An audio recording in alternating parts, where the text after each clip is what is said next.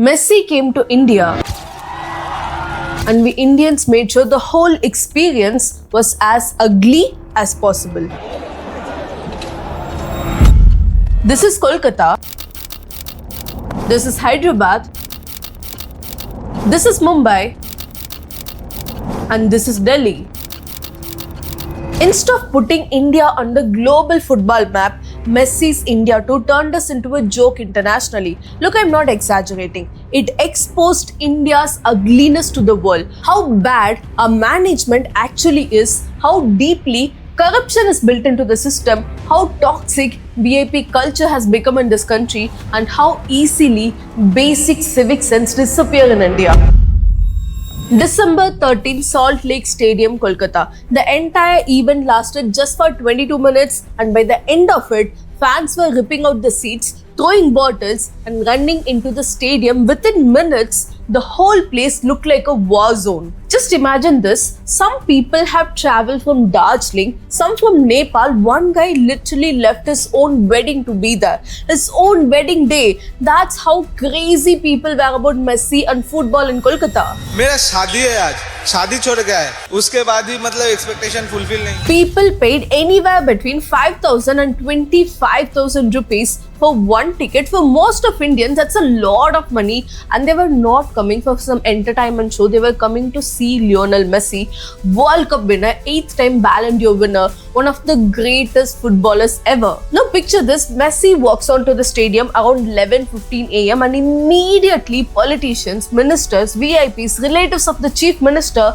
they all rushed onto the field. They surrounded him completely. They were taking selfies. West Bengal sports minister was seen on camera pushing Messi to pose with him again and again. The AAFF president later said Agabis was more in the frame than Messi himself. It became the minister's personal photo session. More West Bengal sports minister in camera than Messi.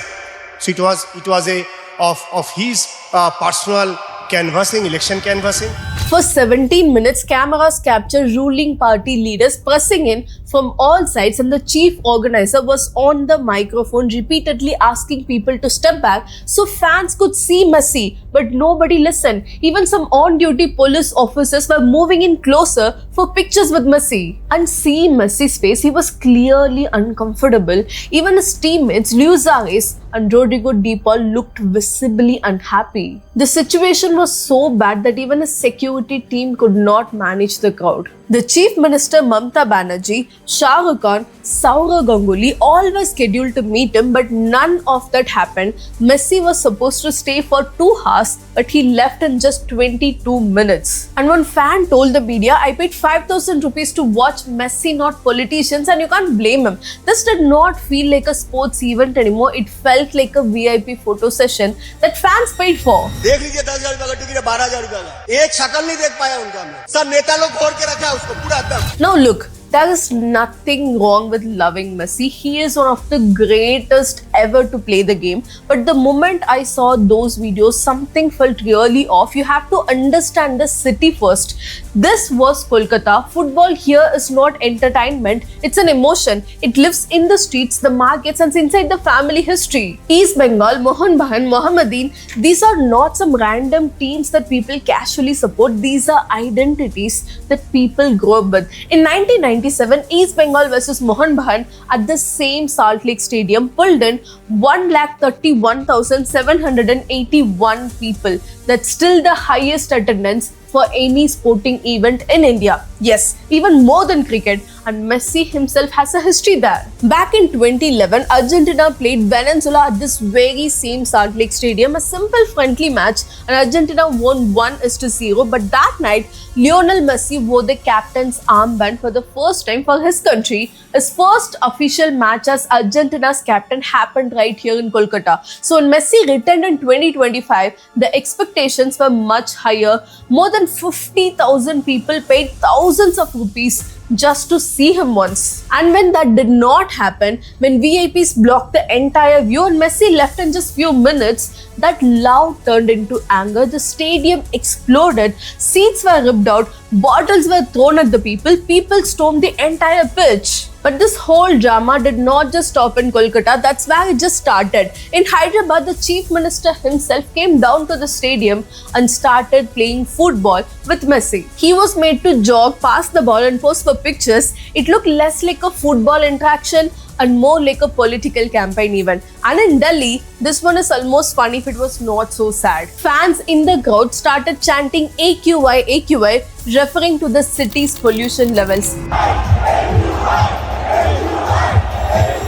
Even a global football icon became part of the governance failure narrative, and that's exactly where we are today. And then in Mumbai, Bollywood took over. Celebrities just walking in, walking out, getting their own moment, shawls, greetings, stage crowding. But this is where it really hurts. Sunil Chhetri, India's all-time top goal scorer, a man who has carried Indian football on his shoulders for more than a decade. Sunil Chhetri is not just India's football captain, he is one of the greatest goal scorers in the history of the world football. As of recent years, Sunil Chhetri is the third highest active international goal scorer in the world after Cristiano Ronaldo and Lionel Messi. So he is an equivalent to Messi, not just a fan. He may be humble enough to say that, but how did we let this happen? He was made to wear Messi's India 2 t-shirt. He walked in and posed for a moment like an ordinary fan and had to stand in line like everyone else. Logically, he should have been the person welcoming Messi like an equal as a representative from India, but this whole scene was really painful to watch. A few years ago, this same man had to post a video on social media literally requesting fans to come and watch India play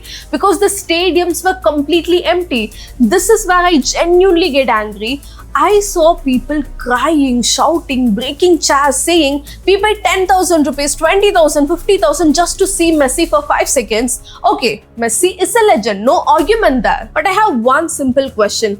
How the hell are you a Messi fan but not a Sunil Chhetri fan? Do you even realize what you're ignoring? Sunil Chhetri is the Indian football team captain. He is the highest goal scorer India has ever produced, and he is the third in the world in international goals. Third in the world after your great Messi and Ronaldo, and this is the treatment he gets. And I now genuinely have a question for Indian football fans. A very uncomfortable question. Do you really worship Messi because he's the greatest footballer ever, or do you worship him just because he's a non-Indian footballer? Okay, why did Messi really come to India? Ask yourself this question. Was he here to coach the children, build academics, or to develop Indian football in any real way? Let's be clear about why the GOAT India 2025 tour actually happened. This was a 3-day promotional event organized by sports promoter Sadatru Datta, backed by big sponsors like Adani, HSBC and JSW. On paper, it was sold as a celebration, as sharing Messi's love with Indian football fans, as inspiring for the next generation. But in reality, this tour was all about monetizing Messi's brand in India. Ticketed stadium appearances, VIP meet and greets, sponsor integrations, merchandises and charity auctions. There was not one friendly match, not even one. Just a carefully packaged, high-end commercial roadshow that was made for fans. And Messi did not do this for free. Reports suggest that his appearance fee alone was somewhere between 100 to 150 crores just for Messi, and that does not include Luis Suarez and Rodrigo De Paul, who reportedly cost another 20 to 30 crores combined. Let me put this in perspective. That same amount of money could fund 2 to 3 full ISL clubs for an entire season. One ISL club spends roughly 60 crore rupees per year. Now here's the painful part. Just 1 month before Messi came to India, the All India Football Federation asked for 37.5 crore rupees annually to run the ISL.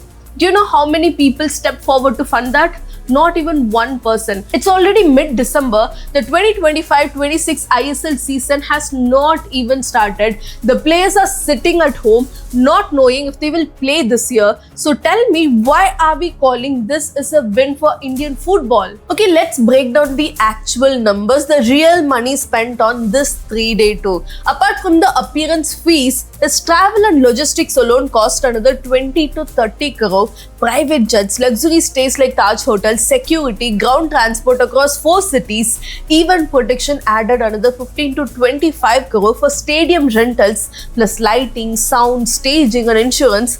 Publicly available information shows the total event cost was estimated at around 80 to 100 crore. And then there is what fans paid.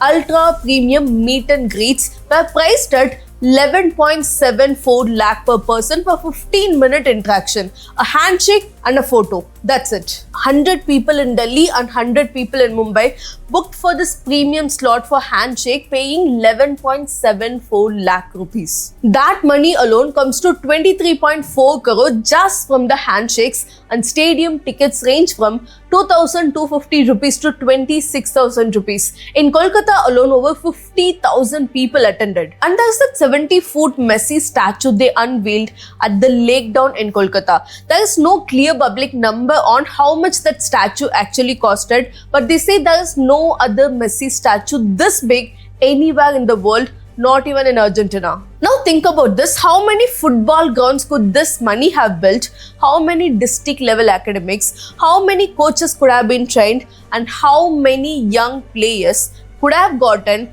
proper equipments, nutrition and guidance? Now let me tell you what football in India actually looks like. The ISL and I-League matches entry level tickets start at 50 or 100 rupees even in cities like Goa, Bhubaneswar and Kolkata, and still the stadiums are half empty. At the school level, football infrastructure is almost missing in most of the states. Talented kids drop out not due to lack of skill but lack of money. Parents can't keep funding a dream that has no clear pathway. The ISL, our so-called top league, is a limbo. No clarity on contract, no clarity on when the next season is gonna start. Coaches are leaving, clubs are struggling to survive, and yet one foreign superstar comes, everything suddenly works. Security appears, logistics move fast, sponsors line up, governments cooperate, and the media goes all in. This is so unfair. Let me be clear about this. This is not against Messi. He's a legend. He doesn't decide how India organizes events. This is not against the fans either. I understand the love.